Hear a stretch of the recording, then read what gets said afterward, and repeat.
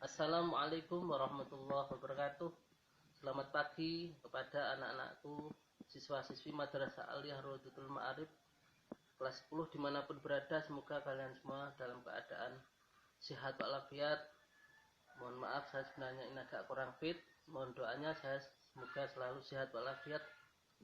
Langsung aja, bab pertama kita membahas fikih kelas 10, yaitu muamalah dalam Islam. Nanti ada 2 poin, yang A dan B. Yang pertama, memahami konsep tentang akad. Nanti akad itu apa, syarat, rukunnya, dan sebagainya. Kepemilikan harta benda, sesuatu harta benda itu bisa dimiliki dengan cara apa. Dan ihya'ul mawat atau menghidupkan tanah yang mati. Yang B, kaidah jual beli. Nanti kita bahas jual beli, khiyar, salam, dan hajr atau al-hajru. Ya, kita bahas yang pertama dulu, yaitu konsep tentang akad, kepemilikan harta benda, dan ihya'ul mawat. Yang pertama, konsep dan akad dalam Islam. Akad itu apa? Akad secara bahasa adalah ikatan atau tali. Yang secara istilah itu apa? Pertalian antara ijab dan qabul dengan kehendak syariat. Maksudnya kehendak syariat itu apa? Contoh, umpamanya jual beli itu syariatnya jual beli itu harus terpenuhi. Ada orangnya, ada penjual, ada pembeli, ada barangnya, dan barangnya itu baik, halal, dan sebagainya. Sekarang yang B, rukun dan syarat akad. Rukun akad itu apa? Ada 2 orang atau lebih. Contoh pamane si A dan si B. Selanjutnya sihot. Sihot itu apa? Pernyataan kehendak para pembuat akad, itu ijab dan qabul. Yang C, adanya objek benda-benda. Adanya objek benda apa? Contoh di situ umpamanya yang diakadkan berupa kambing atau berupa tanah atau berupa motor dan sebagainya. Syarat akad yaitu orang yang bertransaksi itu harus baligh. Baligh itu apa? Tandanya baligh di antaranya kalau laki-laki ya tumbuh kemaluannya, pernah mimpi basah, sunat dan sebagainya. Kalau perempuan yang paling jelas itu apa? Itu ketika sudah masa menstruasi. Selanjutnya mumazis. Mumazis itu apa? Orang yang tahu itu baik, itu buruk, itu benar, itu salah, itu mumazis. Dan orang yang dikehendaki syarak secara umum, maksudnya piye?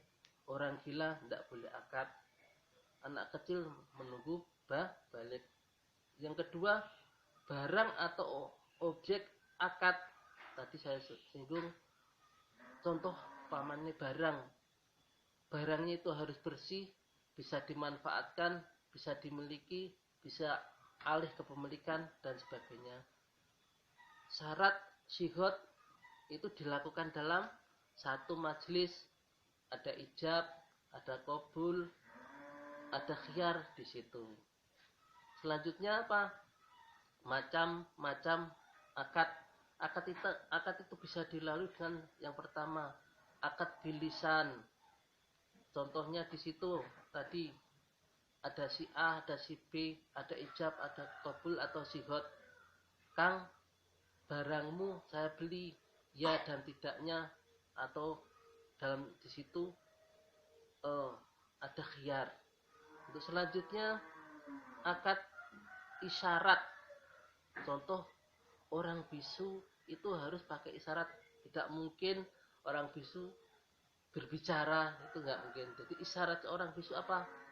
Mungkin bahasanya orang bisu nek ya atau apa, itu seperti apa, itu bisa dipraktekkan pakai bahasa isyarat.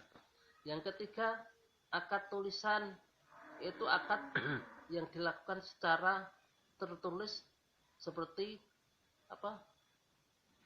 Hitam di atas putih, di atas notaris, itu juga bisa. Yang kelima, akad to'ati secara umum. Contoh, kalian makan di warung bakwan itu umumnya berapa? 500. Es teh berapa? 2.500. Kang, saya beli es teh bakwan seperti ini langsung kamu kasih uang ini akad to'ati. Yang D, sebab-sebab berakhirnya akad. Yang pertama, berakhirnya masa berlaku akad tersebut.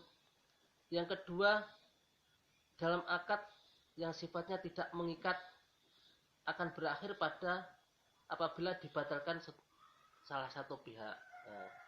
Yang ketiga, dalam akad sifat mengikat, suatu akad dapat dianggap berakhir jika jual beli yang dilakukan fasad atau rusak. Yang selanjutnya, berlakunya khiyar. Di situ mungkin ketika akad bisa khiyar syarat, khiyar aibi, khiyar majlis. Yang di salah satu pihak melakukan akad itu ada yang meninggal dunia, itu berakhirnya akad. Hikmah akad itu banyak sekali, di antaranya mempermudah dan memperjelas status hak seseorang dalam menguasai barang. Adanya payung hukum bisa menciptakan kesejahteraan, timbulnya rasa ketentraman, terhindarnya perselisihan dan kedua pihak. Mungkin itu anak-anakku bisa dilihat di modul.